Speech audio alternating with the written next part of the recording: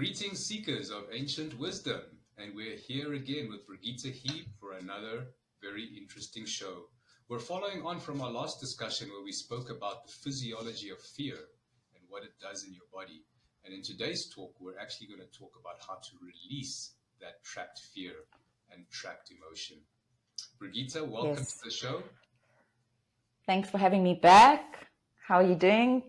I'm feeling very good today. I do have a small finger injury, but... Oh, wow. Let me see that again. Well, it's like I just strapped a pencil to it. It's a very... okay. very short-term fix. It happened last night, so I haven't had a chance to go to... Oh, I'm so sorry. I hope your pain gets released soon. Yeah, this is a small pain. So we're talking about big pains today. How do we release big pains? Yes, how do we release big, deep, trapped pain, emotional pain that's been trapped in our bodies for decades or even lifetimes? So yes, Brigitte, correct. You mentioned somatic release is a technique or a group of techniques that can be used. So maybe explain to our viewers what is somatic release and what are the different examples of that? Beautiful. Okay. First of all, thanks for listening again, everybody, and I hope you're enjoying this series. And just to speak again to why we've released this series, it's really to assist you in understanding how I work as a facilitator and practitioner, and as a gateway into informing you of what the subject matters might be around the Azurite Temple, which is a coaching container that we'll be launching around about July, August. So today, speaking about trapped trauma in the body and how it is released, and your question was surrounding, what is somatic release? And in essence, you would hear me speak about this many, many times, the word embodiment, right? And somatic release is really moving through the body construct, the temple of the body, to kind of feel those energies and emotions releasing through the body. So that's what it simply is. And let's say a nice way to clarify this within your mind is to give you the opposing therapy. So an opposing therapy would be something like psychology, where we are doing talk therapy. So it's really a mental and cognitive process rather than an embodied process where we're moving energy through the body, and you're really going to be feeling that energetic shift happening and occurring, versus just talking through it and maybe sense making something to understand something in a mental perspective, versus it is releasing through the body through what you may view as, let's say, if you see images or video footage of somatic release, you may see it as quite dramatic. You may see it as possibly painful in terms of an emotional space. It shouldn't be painful on the body. It's really just the emotional pain coming through. So as a trauma practitioner, and someone that is viewing this, let's say you're moving through YouTube and watching this, you might see the client really just like moving through a big trauma. And that can be quite triggering for some people. I know, like with my mom, I would love to do some somatic release work with her. And I know she'd be a wonderful client because there's so much stored up energy over her lifetime. But if I were to show her something on the internet of like, okay, Mom, I'm going to bring you into this practice, she would understand mentally and be like, oh, I can see how this would work, but it looks a little bit dramatic for me. And that's obviously just speaking to my mom. You might have the same views, but we can begin to understand. If we take a child, for example, a child doesn't hold in anything. Whatever they are feeling, they are emitting, releasing, and communicating, right? So this is where the tantrum comes in. So a child is feeling, unheard, unseen, and this energy of frustration is coming up. And what do? They move into a tantrum, and that is somatic release in essence. A tantrum is a type of somatic release. That is really insightful. So when we see our children throwing tantrums, we can at least have a bit of understanding, Correct. passion, instead of telling them to like, hey, stop being, just shouting at Dramatic, or stop being a little so-and-so, or stop embarrassing mommy and dad. Yes, in actual fact, it is showing the mastery of the body's intuition and the body's systems kick driving automatically, as it should be. I am so sorry to interrupt. Thank you for your time. Thank you for watching and listening to our Delicately Wild podcast.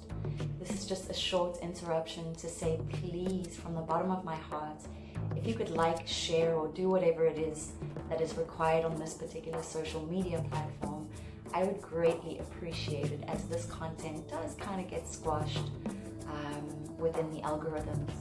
And the other part of this is to just remind you that I have a beautiful coaching container coming up called the Azurite Temple. If you are interested in expansion, consciousness, existentiality, the nature of this reality, and really digging deep into healing work, uncovering, and mostly embodiment work within a supported community and a high vibrational container, then you might want to touch base with me, and you are free to ask any questions. Thank you so much for your time. Please do enjoy the rest of the podcast. Ciao. And so what we do as adults is we stop these behaviors, like you said, with the children. We'll be like, stop doing that. We'll sort this out, or you don't need to be a little brat, or you don't need to shout. In actual fact, that expression is what is helping the nervous system calm down. It's helping to expunge and release the energy. And this is why to observe children in that manner is so beautiful, because before they are conditioned and indoctrinated to change and adapt their behaviors, they are doing exactly what they should be doing. So you're saying, as adults, the right way to deal with discomfort would be to have a tantrum. It's just, yes, and that's obviously in society. I mean, this is one of the releases. I've gone to the biggest one, right? But yes, I always tell my clients, particularly in breath work, which I'm sure we'll go through more in this show, but particularly in the breath work and the way that I run and hold my breathwork ceremony, it's the opportunity to move into tantrum that is the most powerful energy release. And from there, the tears come. And from there, the nervous system is reset back into parasympathetic nervous system. And we just feel lighter, and like we've just let the load off. We've just shot the load. But and most people have no recognition of what is sitting inside the body prior to that moment of release. And it kind of shocks people a little bit of how much comes out, because which adult is given a free hall pass to have a good old adult tantrum? Not many. Yeah, society would view you as crazy if you were an adult throwing a tantrum. But I think this is the benefit of the different types of somatic techniques that are out there. So let's maybe talk about some of the different somatic techniques and how you would classify them. Beautiful. So, I've mentioned the first one that's really easy, and that is breath work. And of course, there are a numerous amount of different breathwork practices out there. And each one is stimulating the nervous system in a completely different way. So some of them are really activating the sympathetic nervous system, meaning they are moving you into spaces of stress, right? In order to kind of expand your zone of tolerance.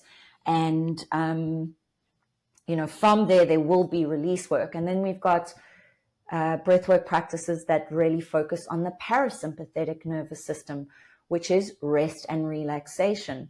The way I work is really a combination of the two, but my training as a breath wave practitioner is a yin styled breath work, which means it is based in the feminine.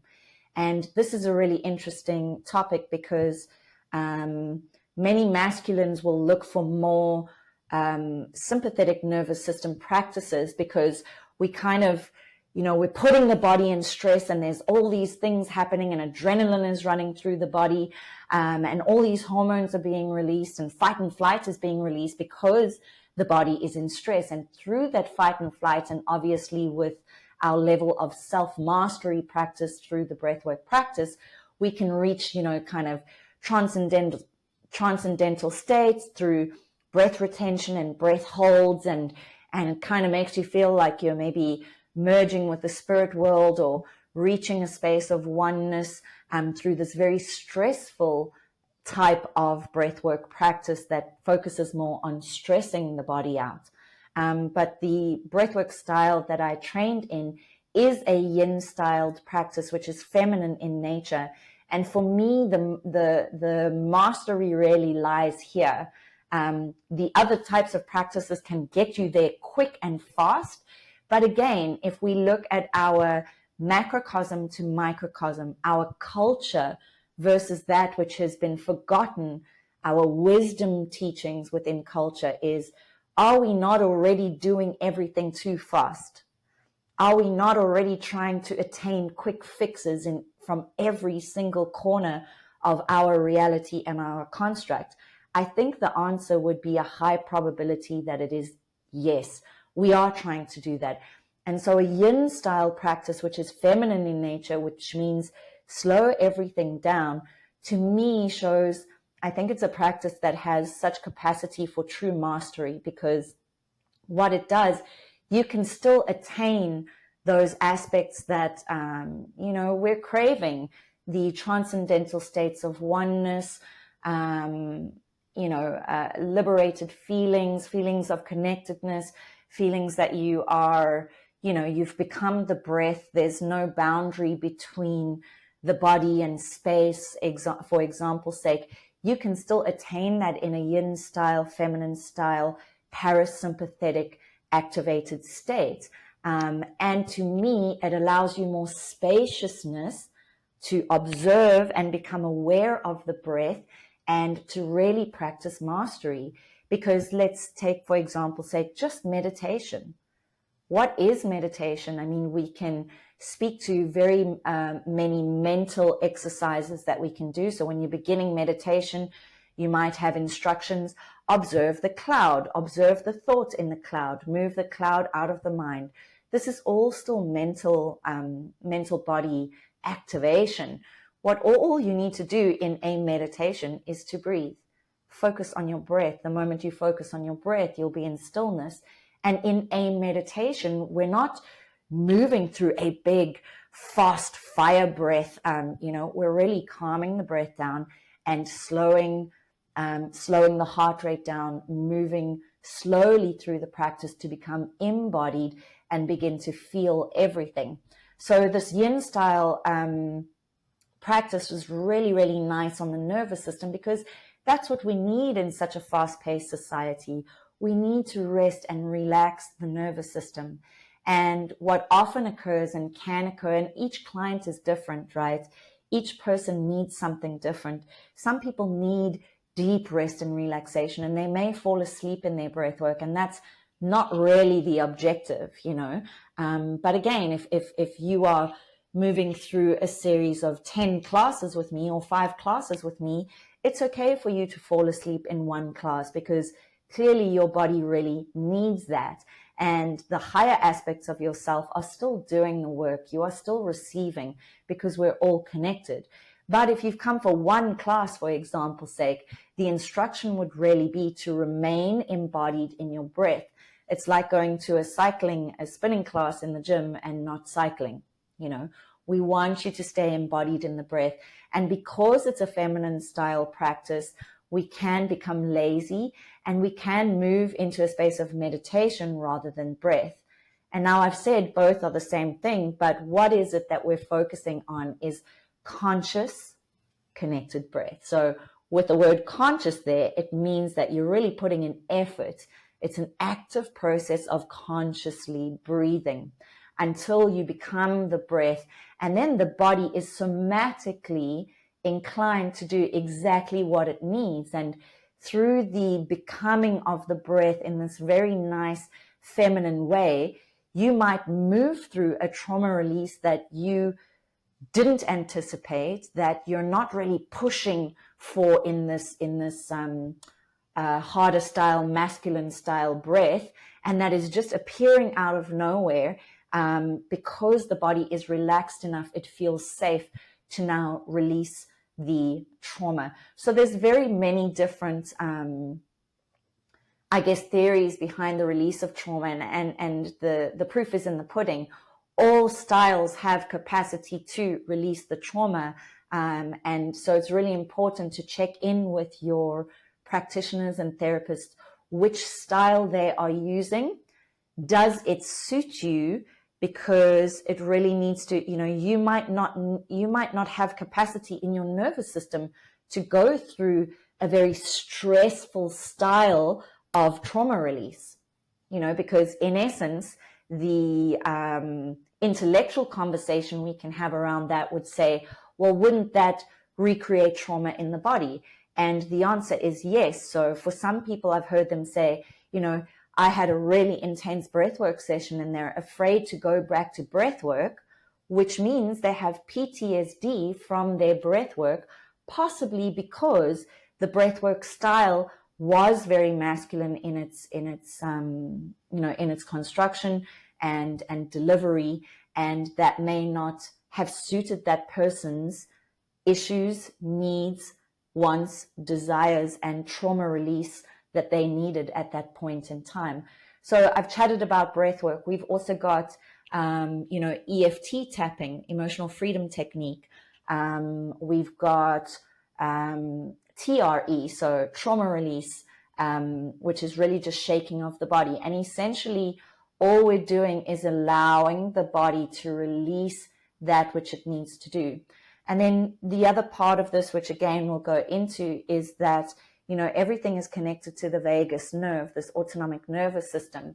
And when we're speaking to the vagus nerve, you asked what are techniques. So I'm just speaking to vagal toning. How can we tone our vagus nerve in order to reset the nervous system out of fight and flight, out of freeze, into a nice, happy nervous system? And there's many ways that you can do that. I mean, the simple one is singing or humming, gargling, right? It is meditation. So that is also going to stimulate the vagal nerve. Spending time in nature. So now we're coming back to the basics. So even if we didn't add the word vagus nerve and I were to say to the listeners or you, let's think of ways that encourage ourselves to release stress, right? If we take all the science away, we would come up with the same list that really tones the vagal nerve. And again, it's singing, dancing, playing, being outside in nature, meditating, moving the body, cold water exposure. So this is a big one as well. Cold water exposure, ice dip bathing and that kind of thing is really stimulating the vagal nerve as well. So I'm not sure if you know, but I'd just done an ice bath kind of Wim Hof training in Lithuania in the beginning of this year. And that's also really moving the body through different stresses, because that cold ice therapy can really stress the body out. So we're expanding our zone of tolerance, which we also do in the breath work, in order to release that and then come back into breath. Because when you're in ice cold water, that's all you have capacity to do is breathe. So it's really wonderful teachings. So there's a bunch of them right there that we can expand on. So I wanted to understand this a bit better. So would you say, for instance, that the trauma is sitting in the nervous system and doing these somatic exercises, so either the gentle breathwork exercise or the more intense breathwork or the other modalities that you mentioned like TRE and EFT, etc. So those are getting the body calm so that the nervous system can be calm, and then when the nervous system is calm, it will go and release naturally the blockages in its system. Is that maybe in essence what we're doing? I know I'm skipping a lot of the science, but No, it's okay. Is it correct? So I'd say yes and no, and I think this is where you'll find out more about me in facilitation. Is we've got to look at time as well. So what is the time frame that you are doing a certain exercise, because TRE, for example's sake, are really quick and short and effective exercises. And they have capacity to release stuff from the body, pent up energy from the body. And, even simple somatic exercises, where you lift your arms up and just release. That can just be quick release activities that you can do during the day, in your office, et cetera, et cetera. So that's going to allow release. But is that kind of exercise going to release deep-seated trauma? More than likely not. So and that's why I mentioned time here. What is the length of time that you are doing the exercise, and what is the level of trauma at the moment that we're looking at? Are you just dealing with general frustration? So again, if you're in the workspace, you've got a highly stressed job, and you just need to do a bit of release work before meetings, or to come back to stabilized nervous system, clear, grounded, to move into a proposal or something, that's amazing. But you're not going to do a big trauma release before a meeting. You're going to come to a breathwork session where we're going to sit and breathe continuously and consciously for 90 minutes. That's a nice amount of time to allow the body to be like, okay, the body, the mind, and the soul, right? Because there is higher consciousness as well. And the reason I mention that is, I think for me, because I've come from the shamanic background, really understanding the spiritual world and being an anchor and a bridge to both worlds, I'm very much focused on ceremonial breath work, right? Where the soul has its aspect as well. The soul is also waiting for that time frame to go, okay, we're ready to release now, right? Because if there's not enough time, it could be, if there's not enough time and not a well-supported environment and structure for you to release, it could be really dangerous for you. So looking at a time frame is really important. The depth of your trauma is really important. And always in any healing work, what is your objective, right? So again, we've mentioned that. What is the depth of your trauma? So again, if you just want to do simple TRE techniques, trauma release techniques through the day, that's really amazing. And that's what animals do. We're just shaking the body and releasing, letting it out. Cool. Let's move. We're going to go pick up the kids, or exit the kids because they're making you crazy. Go into another room, do a couple of movement exercises, shake it off, and come back and come back in a little bit more presence. So we've got to begin asking these questions, who is the right facilitator? What is the right technique for you? And essentially what we end up seeing in this time now is a merging of techniques. And that's what you see at a retreat space, right? So if you go to a retreat, you'll have an ice bath, you'll have a sauna. So we're moving through contraction, vasodilation, vasoconstriction. We're moving blood around the body and we're moving energy around the body. Then we might do a breathwork session. Then we might go into, a nature walk. So it's called forest bathing, which is also everything is pinging off of each other and communicating with the nervous system. So I hope that's kind of answered it. We need to get specific. What are we here for? Because if you've got a deep trauma, and for me with clients, like I said, a 90-minute session might allow the body to feel relaxed enough to begin releasing. However, with new clients, there may be layers and layers and layers and layers of ego mechanisms that are protecting, quote unquote, protecting you from releasing this trauma, right? And because you're new to breath work, you've got a new facilitator, that 90 minutes may not be enough. The next session may not be enough, because remember, in order to release, the mental body and the emotional body and the soul wants to feel safe as well. And depending on how deep the trauma is, and sometimes we don't even know, so a trauma can be obvious, like I was in a hijacking, or I was in a car accident, or I've gone through a breakup, or traumas can be way more subtle, like, narcissism in family dynamics, et cetera, et cetera. So people, particularly working with me on a one-on-one basis, I do like to do minimum 3 breathwork sessions, if not 5, so that you can begin to get comfortable. And remember, your breath pattern in the beginning is going to be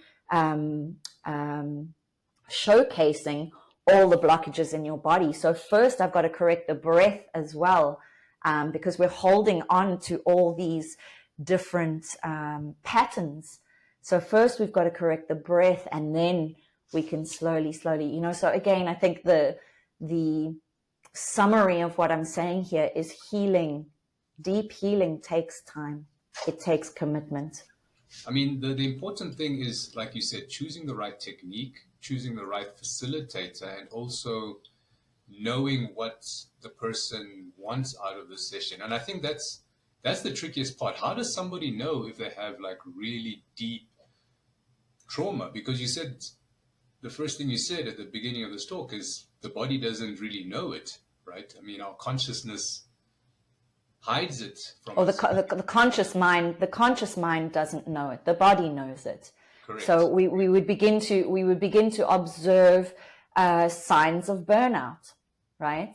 So I'm actually currently in this phase that I'm observing, and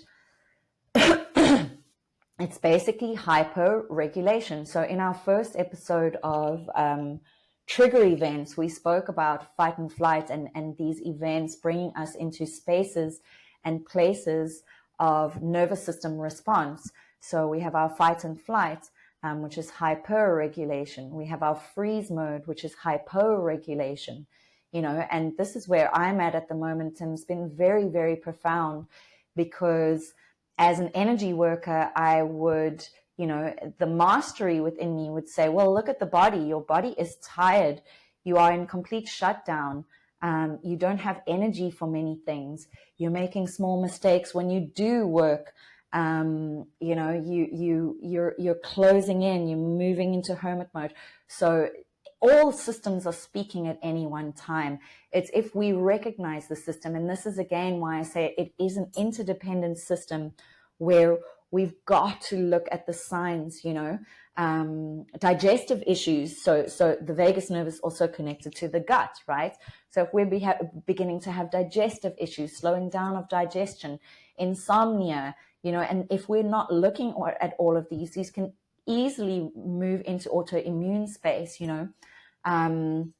So the body is telling it all. It's the mind that wants a different story. Why? Because we are still linked into that cube that dictates that we need to perform and function at this level during these days under this role. So there's so much delayering that needs to occur. So, and you essentially, you asked, how does one know? I think this is where a practitioner, a very, very good practitioner, comes in. So for example's sake, I currently have a client who is extremely new in alternative medicine, meaning there is no data in her memory system, in her conscious memory system, that has ever heard about, alternative healing and the chakra systems and all of that. So now, as a very advanced practitioner that I would call myself, for me, I can observe, okay, cool, what are the issues now? So her issues would be spoken to me in a very, in a way that the ego is looking to satisfy certain things, not the spirit. Whereas many people, 99.9% of people who come to me, are looking for the deeper spiritual aspects. How do I shift this? So now we've got someone on a blank slate. She knows nothing. Let's say that. It is up to me to tune in and be like, okay, well, I can see that from this ego need, actually what we've got is layers and layers and layers and layers of trauma that are speaking to what you're looking for at this point. So to give an example, this is a good one. There are egoic issues around the body. I want to look a different way. But what the body is doing is holding on to trauma. And the holding on is also manifesting as increased weight, etc., etc. Because when we're stressed as well, when we're in hyperregulation, we begin to seek out the sugars, and we're feeding ourselves in all different ways. We're checking out, we're scrolling, we're dissociating. There's a lot of addiction patterns that come up. And so what I need to do is reconnect her to her body, base levels, right? So the first thing I would do is, how are you breathing? Can we do a simple breath and body meditation? From there, because she feels so unsafe in her body that it's packing on a protective layers over her, which is again, the ego is seeing as weight gain. Why can't I just fit in? Why can't I lose weight? I'm doing the exercise, but we're not looking at the trauma. So if she went to a different, if she went to a nutritionist or something, they could begin to look at that, but the solution wouldn't be very sustainable or long lasting because the traumas are not being looked at. So, hopefully you have a good enough practitioner that is able to say, look, and actually what I'm viewing at the moment, going through my own hyperregulation, and through observing patterns within my inner child that were subconsciously there as trauma that I'm only looking at now and really, really understanding, is when I view the world, and please take this with a pinch of salt, when I view the world from the intelligence and data that I have as microcosm, so planet Earth, and macrocosm, its cosmic and galactic scale within the solar system, the galactic history, we are a civilization and humanity that is dripping with trauma. So you say, how do we see it? Let's just look at the world and kind of say, and that's why I say, take this with a pinch of salt. There is, a part of me that is very much about empowerment. It is about empowerment. I am about empowerment, but I'm also a realist to say things are pretty intense right now. We can assume, not only on an individual level, but that the collective is traumatized in PTSD and struggling. And the excess rage that is going on is moving us into fight and flight, that is bringing us to the space of war, etc., etc. And we spoke about this in one of the other episodes of how agendas use fear, therefore manipulating your nervous system to be there to create soldiers to fight these wars in order to, fund their back pockets. So trauma release and all of this, as much as we're talking about healing modes and technologies and ancient wisdom and alternative medicine as these beautiful modalities, the real aspect of what we're talking about here is, if we want to shift this planet, we've got to look at ourselves and we've got to do this work. It's not just me invoicing you for a breathwork class and like we're just going to a yoga class. We are, by you attending to yourself in self-care, looking at our traumas, big or small, we've got them all because we are eternal. We, by that action, are making a stand to create change of our frequency and therefore the frequency of the planet. So I guess in summary, you can say the whole planet is traumatized, and it's just the degree of trauma that each individual is carrying. So trauma release is very important. And yes, if you don't know how deep your trauma is, then the best thing to do is potentially find a good facilitator and and go through their program, and the good facilitator will be able to ascertain, your degree of trauma and guide you through that process. But I like the breath work as being a very good entry point. Like most of the planet, I would say, is very similar to this client that you mentioned that has no experience of alternate health. I think I saw a stat somewhere about 2/3 of the planet have no idea of chakra systems, Wow. these other things. So that's a big chunk of the planet. So we can assume most people have never even heard of the term or heard of the concept that their bodies are holding trauma. So Yes. that's and also we also then have old mindsets, right? So someone like my mother, this is why I mentioned it, where she always say run it out, and that's not a bad thing, because she's shifting energy. But what is it doing to the body? Running at that capacity is a doing action. It's a very masculine action, and it's causing compact, sorry, I can't think of the words right now, but compacting on bones, and it's not that amazing unless you have a beautiful holistic program, and so her mindset and older people's mindset is chin up, like men teach their little boys don't cry.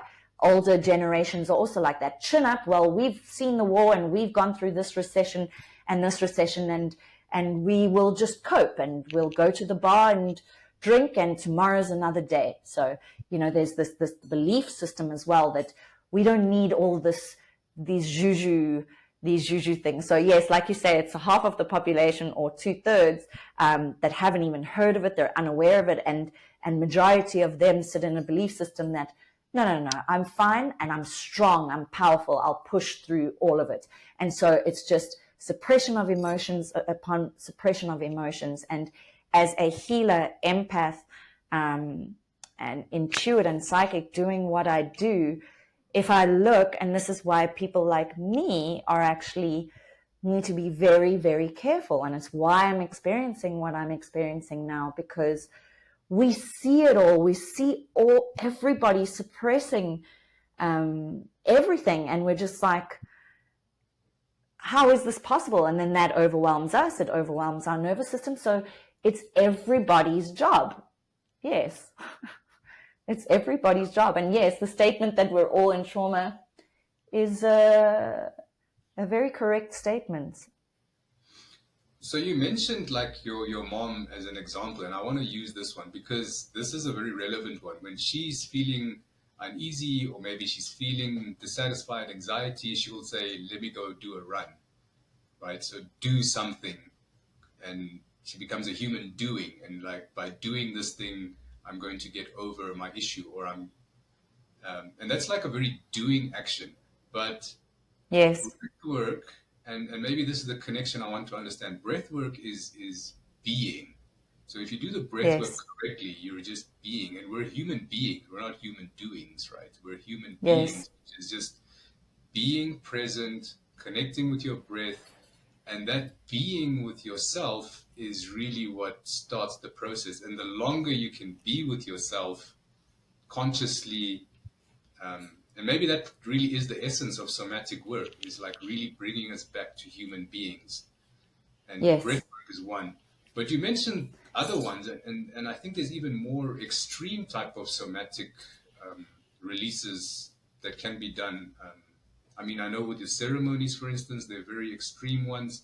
So are there people that do an extreme somatic release from the beginning? I mean, we did touch on this a little bit at the beginning of the chat. What do you mean doing extreme somatic release from the beginning? Sorry, I don't quite understand the question. So this client that you mentioned that has never had any knowledge about health, so she's obviously got trauma. She's been carrying it for her whole life, maybe multiple lives. I see what you mean. What would the strategy be? Yeah, so she could come and say, Brigitte, I want to do breath work. Or she could say, Brigitte, I want to go straight to a deep ceremony and do it over a weekend. Yes. So it's very interesting. That's a very interesting question. And I think this is, again, where good facilitation comes in, because your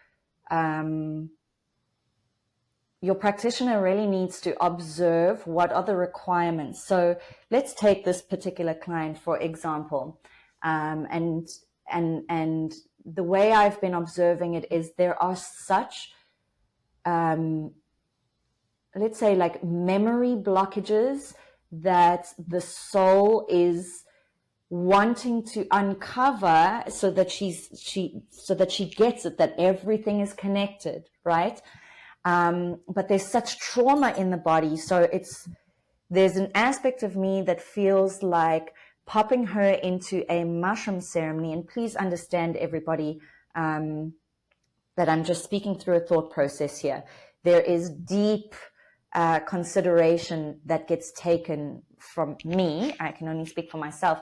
Deep consideration that gets taken into who comes into those spaces, because my expertise and my decade of training came from the plant medicine space, which I would have very much labeled as an opportunity to work with trauma, and we can maybe go into that.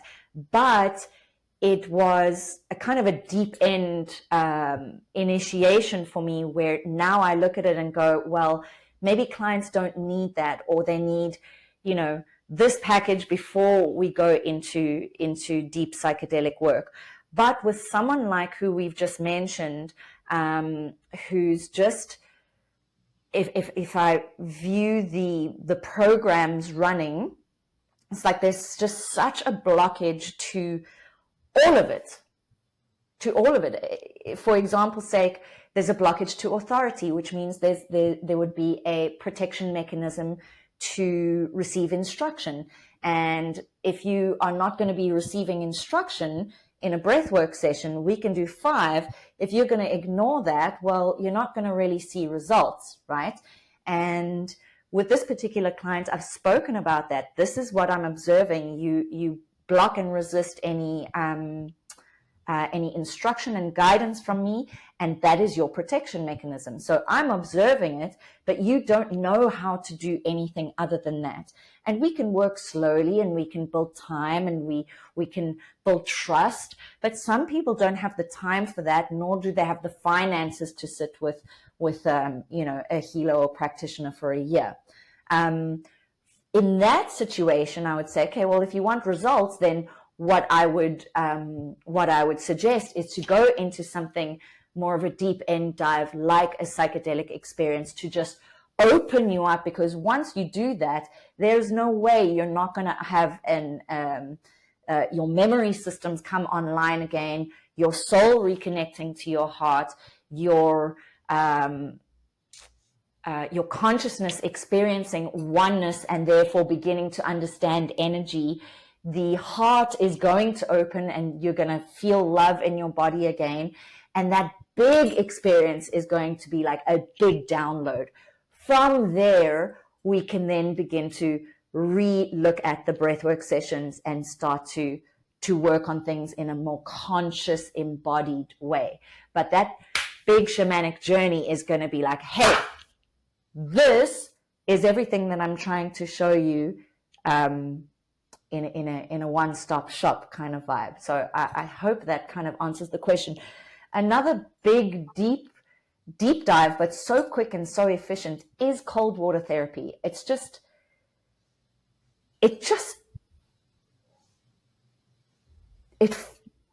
works. No facilitator is needed. No facilitation is needed. The only thing is a bit of bravery to get your kit off and get in some ice cold water. Obviously, I'm living in Europe at the moment, so and I live right by a river, so it's easier for me. You guys in the southern hemisphere, you may need to find this out and go and get an ice tub and do your thing and put ice in the bath or whatever. But if you have spaces with natural water elements and you can get into that water, I've observed it so many times where I get in the water and automatically my throat opens. Automatically I'm doing those vagus nerve exercises. It just happens. I'm going, ah, oh my God, ah, the water's so cold, ah. Okay, so it's not about the water being cold. I'm releasing through these words. The words don't matter. I'm going, ah, the water's so cold, ah, ah, ah. And then a bigger energy may shift, and I really may scream and be like, ah, oh my gosh, you know, and if I go under the waterfall, then like ice cold water. After that, all you're doing is breathing and releasing, you know. And obviously you're coming outside of the water. So I said no facilitation is required, but you do need to kind of know how to warm up your body and keep your organs nice and warm and flowing afterwards so that your body doesn't go into too much shock. But yeah, I mean, there's many different techniques. I hope that kind of answers the question. It has answered, and it's given me more questions, but I wanted to understand, it seems like a facilitation or facilitator is very important for spiritual work. But like you mentioned, this depends on finding a good facilitator, your funds that you have available to spend on you know, facilitators and ceremonies and all these things. And most of the and people, your objective. And your objective. But I would say a lot of the people on the planet don't have excess money. They don't have disposable income to spend on a facilitator. And I've seen ayahuasca ceremonies and these other mushroom ceremonies. I mean, they're not cheap, right? They're No. really targeted for the middle income or maybe even upper middle income type of bracket. But we know even in South Africa, most people are living in the lower income section. So what can they do? And you mentioned the ice bucket. So I really like that. You said an ice bucket can be done. Or an ice cold shower. Yeah, but you know? I mean, you obviously need some training. Maybe you need to watch some YouTube videos, read some books, and you can do it. But are there other techniques that people can access without having to spend, you know, so much money on a facilitation? Is there other ways that people can go through and figure out trauma release? Yeah, I mean, I think there's probably 1,000 apps for any one thing in these days, right? For example's sake, you know, Wim Hof. We know that there are many Wim Hof apps. Wim Hof is going to take you through a breathwork experience where there is a lot of breath holding, so breath retention. So you can begin to explore. And again, what is your objective? If you're moving through a process of knowing that you're a bit financially strained and you want to begin working on the self, let's just say, you know there's a big trauma and you're not going to move through a big trauma through an app, but you can at least begin training the mind, the body, calming down the nervous system by using a meditation app. As you've mentioned, there's 100 million possibilities on YouTube. There's yoga classes on YouTube. There's Kundalini, you know, and all of these things. There are online breathwork circles. There's you know, we're reaching, and the other aspect to this that I want to talk about, because, you know, as much as we're talking about healing here, we're talking about interrelated and interdependent systems. And we're at a space and time on the planet at the moment where, as I think we've said in other episodes, things are dissolving. The patriarchy is dissolving. This capitalist structure is no longer working. And it's a very difficult space for people like me. And it's why you see these plant medicine ceremonies being at the cost that they are. And it's because there is so yes, you will always have factions. You will have people that are taking advantage. But for me, you know, my costs are quite high, but it depends on the person. I might be working with an initiate. But let me not get too much into that. The point I'm trying to make is, you know, and I think you've been a big part of this, is these modalities and these services need to be part of the system's resources, already going into schools where someone like me comes in and, you know, laughter yoga is a perfect example, you know. I mean, if you've got the right facilitators, and there are amazing facilitators out there, and I'm reaching a point where I'm observing the capitalistic wheel just spinning and spinning and spinning and spinning. And I'm seeing beautiful retreats being put out there, which is amazing. We're all creators, but to what extent, for what purpose, for what means? You know, many people can leave a retreat feeling amazing. They may have had many aha moments, but we're not looking at the deeper aspects of existentiality, reality, consciousness in our interrelated system at the moment that is crumbling because we are in spiritual warfare. We just continue to put the retreats out. And again, it's not that it's not helping people, but the level of this work is so deep, and the integrity behind what we do needs to be morally strong. You know, so if you're putting a certain price out for something, you need to know exactly why, to be able to back it up and to understand why that facilitator is charging that and that is charging that. And is there accessibility for all things on this planet that you require for free? I believe so, if you dig deep enough. Why do we seek out a somebody else? Well, it's our human nature. We want connection. You know, we want connection, and sometimes we externalize, and so this is also going to be changing soon. You know, I see all these self-made healers and things like that, and again, there's nothing wrong with that, because I too am that self-initiated, right, through a remembrance. But that's all going to fall away. All of these business models, our spiritual businesses and retreat models, it's going to fall away. What the timeline is, I don't know. But as the collective interdependent system keeps bubbling and bubbling, we're going to begin to need to access these teachings and do them on our own. You can get a guide to tell you, I will teach you how. I will teach you how to do it, you know. So yeah, I know I've answered in a bit of a higgledy-piggledy way there, but essentially, I do believe we have access to, you know, again, as I've said, I'm sitting in a huge hypo-regulation at the moment. I am a facilitator, etc., etc. All I need to do is lay my ass down and do a breath work. Do you think I've done it yet? No. Why? Because I want somebody else to hold space for me. Am I going to do that at the moment? No, because I work in a very specific frequency.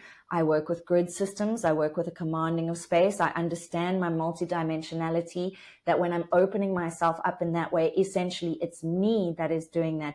And the facilitators that can help me at the level that I wish are not in the area that I'm at. So here comes self-accountability and self-responsibility. I need to lie down and do it on my own, you know?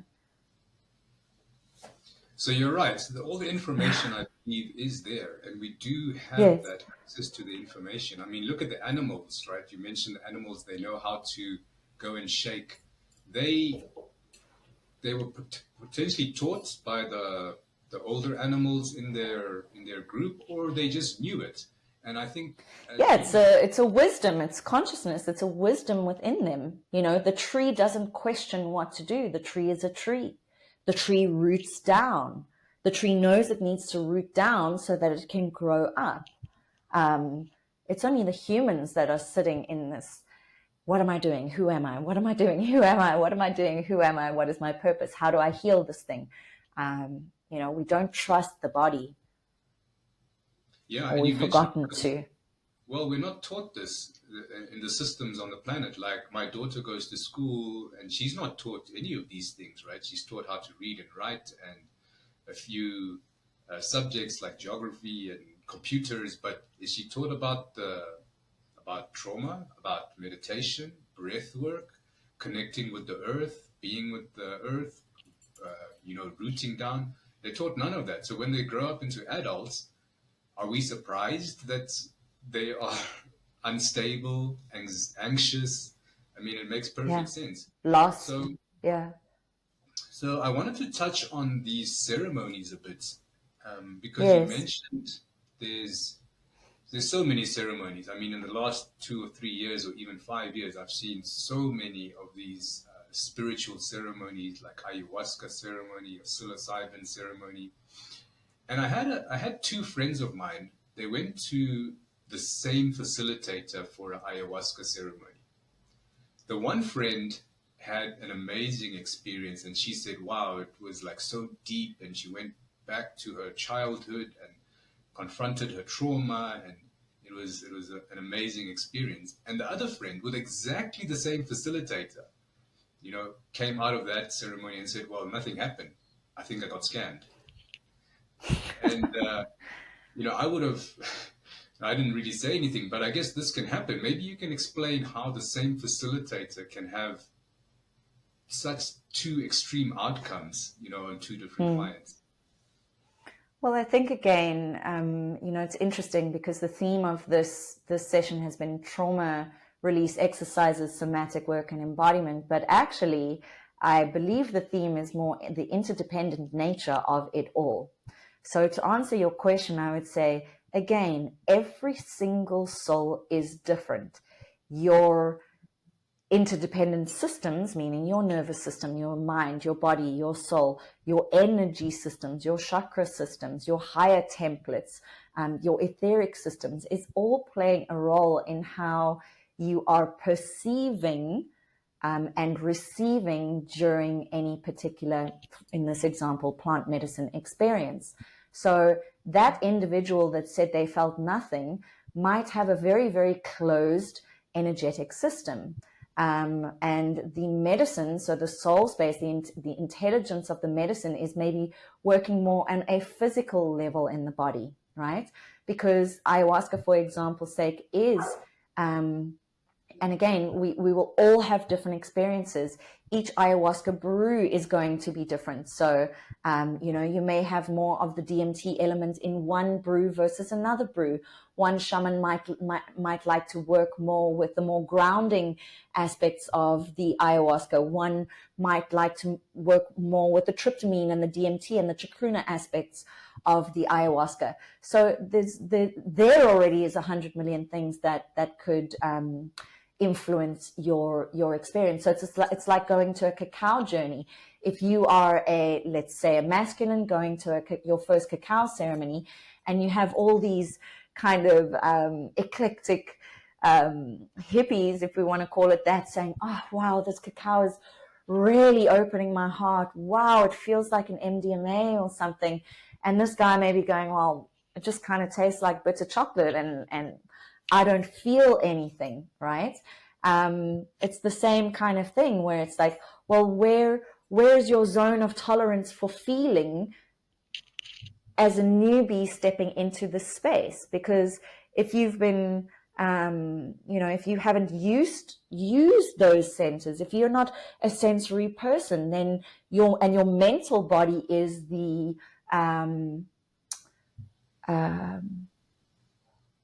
in charge of you, your mental body is going to say, well, I'm not feeling anything. And depending on the brew might be more for the physical body. Ayahuasca is an incredible physical body healer. Whenever I've taken her, I've felt it moving through my body. Whereas to me, through my experience, I'd say the mushrooms is working way more on the emotional body and the psychological aspects. So, again,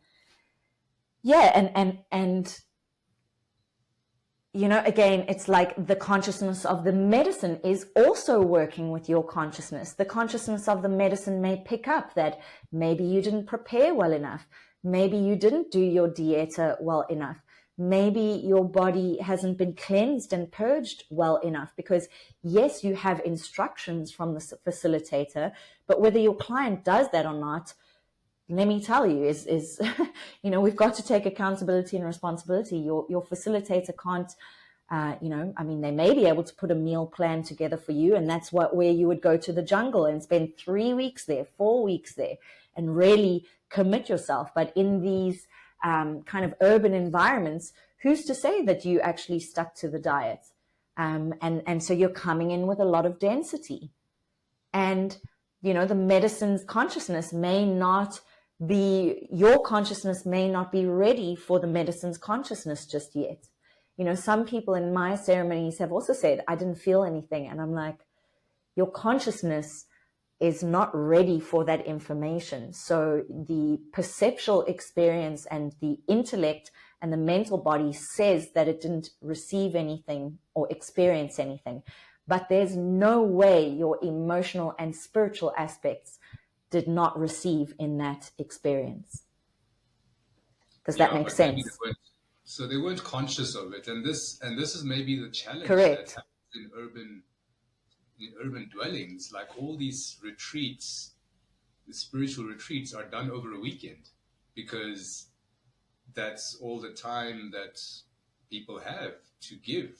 And how can you do a proper preparation for a deep ceremony if you're just going to do it over a weekend? I mean, it's very well, this is the thing, and this is kind of why I say in the interrelated, interdependent system, all systems will be falling down.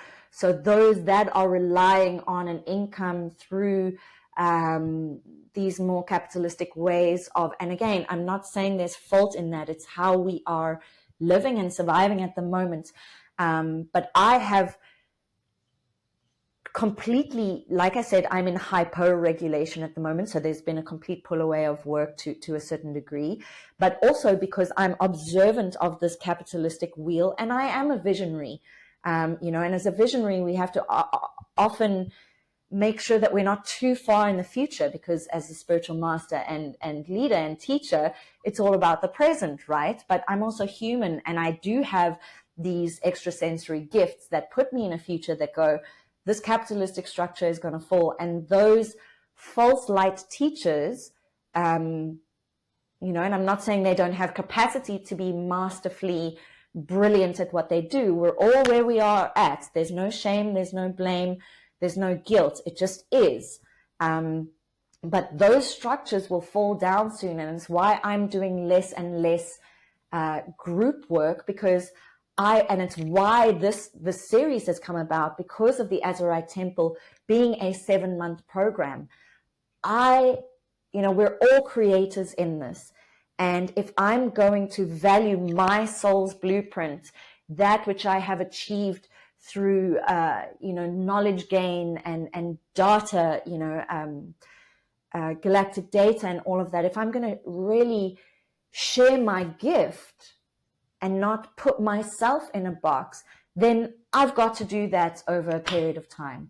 So for me, the short-term, you know, weekend retreats are just diminishing more and more and more, because I have a lot of knowledge, and I want to know that when you come and work with me, you want to uncover the mysteries of yourself and therefore the universe. And I cannot do that in a weekend. It no longer feels in alignment. It's okay for me to do that in South Africa, because many people are repeat clients coming, you know, because that was the basis of my work. So when I come there, I put the marketing out and people come because they know what they're going to receive from me. But here in Europe, it's like people are doing ceremonies left, right, and center. Again, it's okay, and I'm pulling more and more away because it doesn't feel in alignment. So, and this is why I say again, your objective, you know, if your objective is, I'm trying out ayahuasca this weekend, what harm can it do? It's just a weekend thing. Everyone's doing it. Well, then you're ticking the box in absolute accordance with your request and manifestation, right? But if you're saying, if your intention is, I see what's happening with the planetary system, I'm connected emotionally and in my sensory system to what's happening, I want to know what's going on here and how I exist and thrive in this system, I need to go on a deeper dive than you know, find the right person in the right frequency. Oh.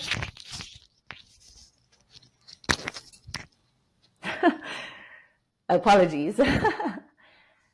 Yeah. Fantastic. Yeah, I think that's really, really important because, like you said, there's so many weekend retreats going on, so many weekend retreat ceremony slash style things. But how can you disseminate deep information over a short weekend? I mean, it doesn't make sense. So that's why You I can't.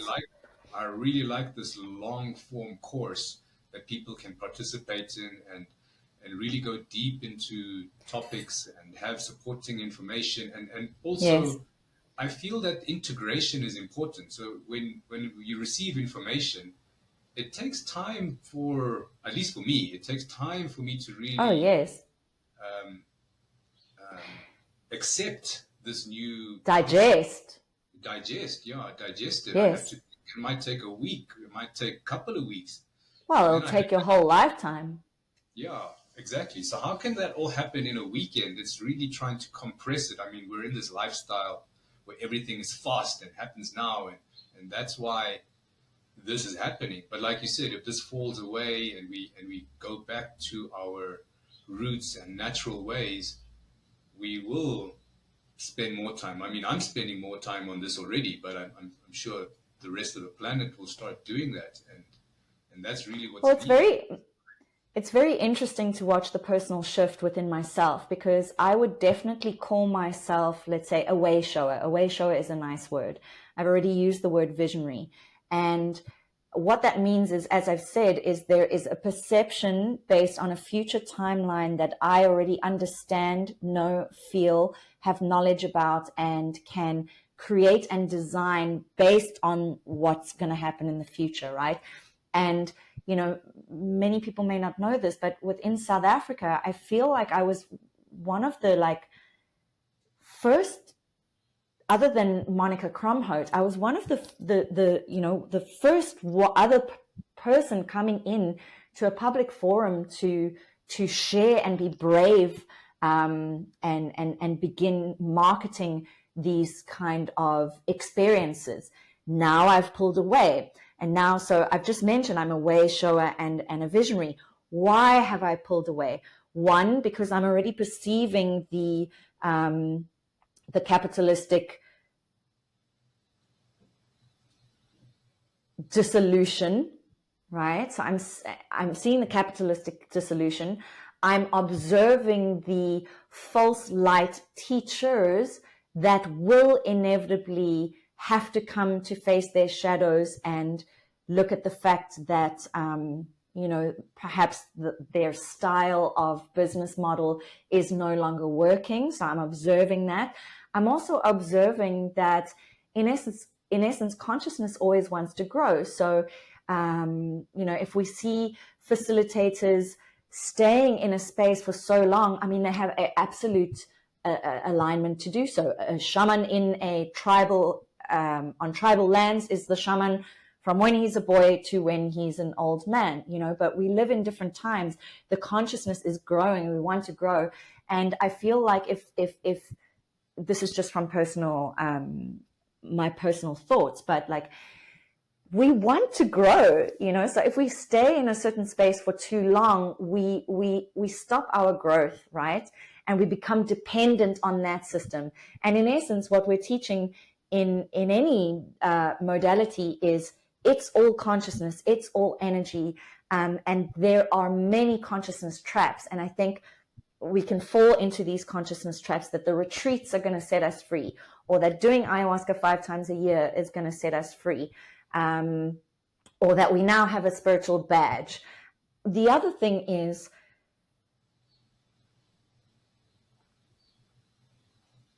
we as facilitators need breaks to integrate not only our stuff, but if we don't have correct energetic hygiene, and I don't just mean hygiene, I'm saying proper grid structure. So linking your work with the creation story of sacred geometric structures within our time matrix, beginning to understand the mathematics, the inversions of everything, then you've just got a facilitator riding on a good thing, through what we would verbally say is a nice functioning business model. But when is that person integrating? Because I can tell you, I used to do ceremonies every single month, twice a month, so 2 group ceremonies a month and privates. This was before COVID times, right? It was great training for me. Now, so that's almost 30 people a month, let's say, right? Now I'm doing maybe 4 ceremonies a year, of which 3 of them are privates. Do you know what I mean? It's like, and because those are so big, because I'm connecting to higher templates, I need integration time. And this is why I'm in hypo-regulation at the moment, shamelessly so, is because when I'm in South Africa, I have quite a schedule. And also if you're really teaching and not just serving the medicine, if you're really teaching about the information that the medicine brings, which is, the nature of the universe, we are timeless, then we've got to slow down, that we're coming back into the feminine, we're human beings, not doings. Then you as the facilitator need to start showing that, or at least that's how I work, because it feels more in integrity and alignment. Is it difficult? Yes, it is. But to reach Christ consciousness is not easy. So I try be a way shower, and this is why breath work is so powerful, because you don't need to spend the money, or that much money. Do you know what I mean? But again, I just wanted to create a warning here. If you're doing any online breath work, make sure that your facilitator has really gone into the aspects of self-accountability, self-ownership, reading what you need. So your objectives, again, if you've got deep trauma and you're doing an online breath work, that is not going to be sufficient for you, and you may drive yourself through an experience that you don't have capacity to understand or hold.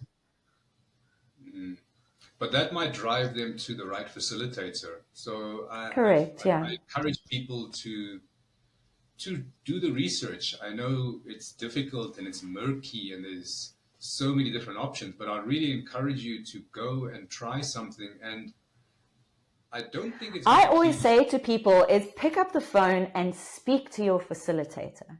Yes. A video chat. Feel their energy and have a list of questions ready, Have a list of questions ready. Because for example's sake, I got invited to a peyote ceremony here. I've wanted to take peyote for a long time, and because I've been a facilitator, I haven't been able to because I've been doing my own stuff. And now I thought, yes, this is going to be amazing. Okay, what's the price? I see the price is quite cost effective. Okay, how many people in ceremony? 30 people. That's a red flag for me. Because you can put the price down, 30 people are going to come. And then I start understanding the ceremony structure, and I'm like, I'd rather see a higher price, less people in the ceremony, because then I understand that person's holding a better space. Whereas it's 30 people at this price, it feels like a bit of we're all going to go and sing Kumbaya. And some ceremonies are like that. That's fine. But I didn't have an opportunity to speak to the facilitator. And so I exited the space, which triggered the person who invited me, because he thought, I'm running away, I'm this big shaman and I'm not even going to sit in this. And I'm like, no, it's because I'm it's because I'm a shaman that I don't want to go in there and do all the work of holding the space. And if there's 30 people and it's this much money, I take 4 months to earn that much money, because I'm anchoring the frequencies, I'm gridding the space, I'm designing the ceremony based on certain frequencies and words and colors. I'm deeply attuning and anchoring the entire structure of the ceremony 3 months before it's even started. This I just heard pop out of the blue, bam, you've made 3,000 euros, it's and maybe that's my own projection and I need to change my model. But for me, as empaths, we have a high, I heard this yesterday and it was so perfectly described, a high moral code. Empaths have a high moral code, and that's how I like to work. So when you're calling your facilitators, check in on that moral code, because unfortunately I'm going to mention this now because it's important and there's nothing to be afraid of. It is out there, but there are many weird and wonderful and sometimes traumatizing things like sexual abuse that can happen in ceremony spaces as well. And it does happen, with some facilitators, and it's absolutely not on, and it's terrible. So if you can have and the conversation gives you power, it's not about taking power from the shaman, but, it gives you power where you're meeting human to human. Always remember that. Yes, they've got the fancy title of shaman and this and that, and they've got the feathers and whatever, but human to human, you have some questions. Don't just empower yourself. I think that's really important to ask those questions. You mentioned it even in the last talk. Ask the questions, ask what somatic techniques do they use? How do they go about, do we have integration time? What is the pre-ceremony setup? Like my pre-ceremony setup for mushrooms, people, and it's also why I'm doing less, because people don't jump through those hoops. And it's because my entry process is intense, and they go, I say, I need the form back. Oh, we didn't realize it was going to take an hour. Well, I've got your psyche in my hands. And not only your psyche, there are contracts. Not only are there contracts, we're a multi-dimensional reality where we're currently in a spiritual war. You're about to open yourself up through a medicine while I am holding space. That means in the universal laws, I am accountable. Karmically, I am accountable.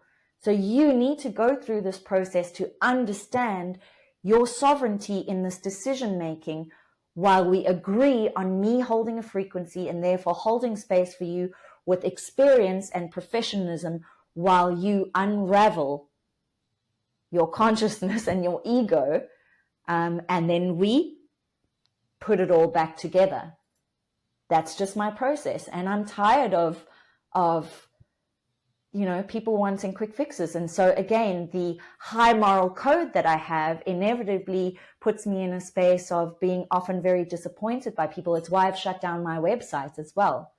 The other reason was it's very expensive for someone with such a niche job title. So, that would be my human, logical, practical, pragmatic decision making. But the empaths was like, I've done all of this. It's a decade of work, but no one really cares. And that's okay. I'm not in victimizer mode about it. I'm just like, I'm here when you need me. Because that's where we're going to at the moment. It's like, as I say, as a visionary and an intuit, there's a part of me that would say, and this seems like a paradoxical statement, look for the ones that you don't see. Look for the facilitators that you don't see. Try find that person. Because and I think the biggest thing I can say here is try and observe how much ego there is. Try and see if you're being pushed into attending. For me, I know with ceremonies, it wasn't easy, but it was a test. If there's 1 to 3 people, there's 1 to 3 people. You cannot push anyone into this. And yes, I want 10 people because I need the finances. But if I'm doing spiritual work and I'm trusting in spirit, those who are meant to be there will be there. And those who are not will be there at another time. You cannot push people into this work because it is deeply sacred. Deeply, deeply sacred. And it's the same around breath work with my... and this is not about self-promotion, it's education, right? about different ways and consent. There needs to be consent, because we as facilitators do put ourselves on the line. It's not meant to be some flashy egoic job that is a trend right now, although it is. It's not about that. It's about integrity. And what I was going to say is in my documentation, I ask about vaccination. And this really triggers, that may seem like a great question in the mushroom space, because I've got another 120 questions, but my breathwork form is much smaller. And most breathwork practitioners or workshop givers don't have documentation. I still have documentation for breathwork because I need you to understand there's teachings in that document. And if you have a certain spiritual experience in your breathwork, so we've spoken about the beautiful aspects of the nervous system and the body and all of that, but you still have opportunity to have a highly spiritual experience in breathwork. And I want to begin teaching that to you straight off in our consent document, where I mentioned vaccination. And one of the someone I was working in, collaboration with at a yoga studio here in Austria, she said, I've seen on the form the question about vaccinations and COVID. Could you take it out? It's been 2 years now. I said, no, it is the most important question. Would you like to know why?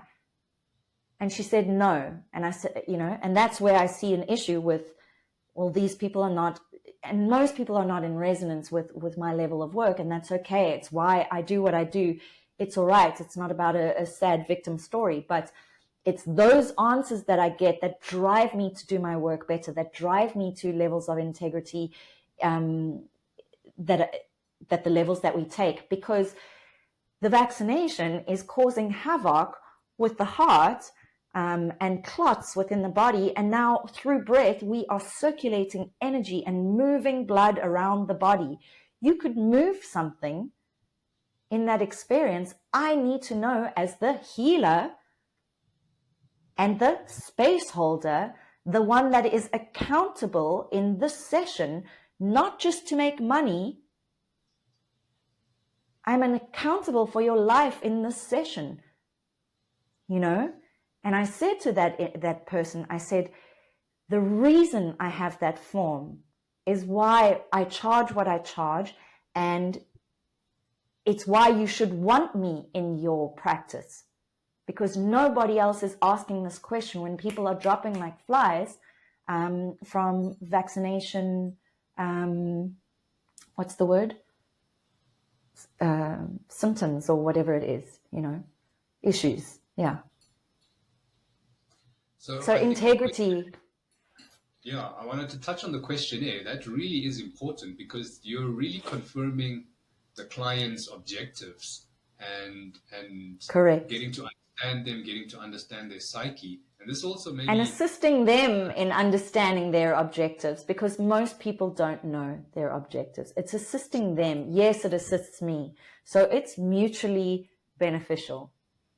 Yeah, and I wanted to touch on that because the friend I mentioned earlier in our talk, the friend that went to the ayahuasca ceremony and said nothing happened and he got scammed, his objective, and I know this because he's a good friend of mine, his objective was a checklist, like saying, yes, I went to ayahuasca, and other items on his checklist will be like, I went skydiving and I went...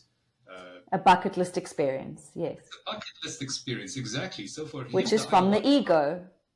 Yeah, the ayahuasca experience for him was not at all to go do deep traumatic work. It was a checklist so that when his friends say, hey, I went to ayahuasca, he can also say, yes, me too, I also did it, as a checklist. And that's why the medicine, and that's exactly why I said the medicine's consciousness knows that his soul consciousness is not ready for it, and it blocks the gateway, as an example. Exactly. So it blocks the gateway because that person is there purely for an egoic bucket list tick. He's not there to do any work, so why should he receive? Yes. However, sometimes the soul aspect, the higher aspect of the soul will give him, like someone like that, a fucking big experience.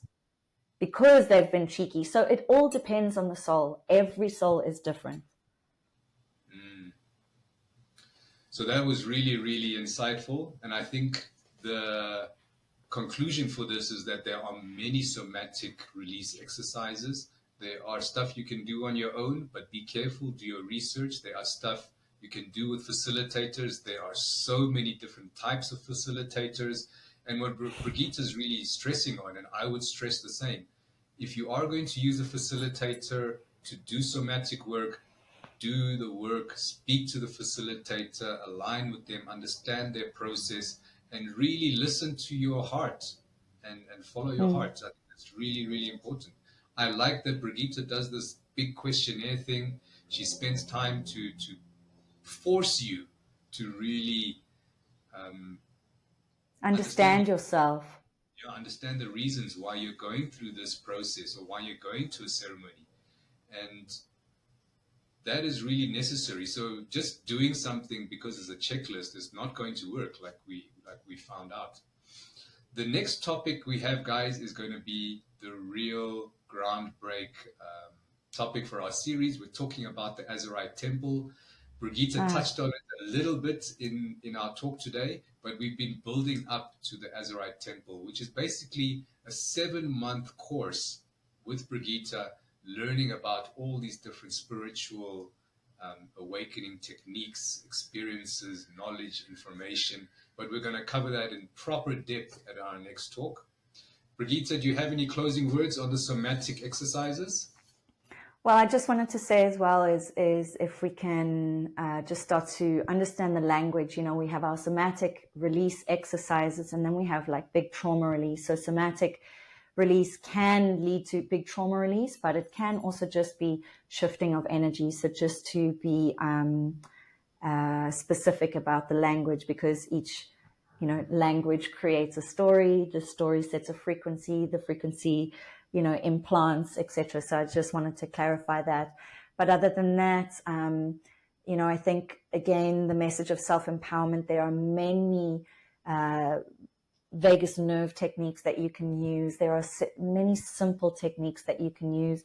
Only you can evaluate if you need to go through deeper trauma release aspects, you know. And there's a different solution for every little thing. So have a cold shower in the morning as a beginning, and wake up your body, wake up your system, and enjoy your life and your day. Thank you so much for listening, and I look forward to chatting more about the Azurite in the next one. Wonderful. Brigitte, have a wonderful week, and thank you again for your time. Thank you.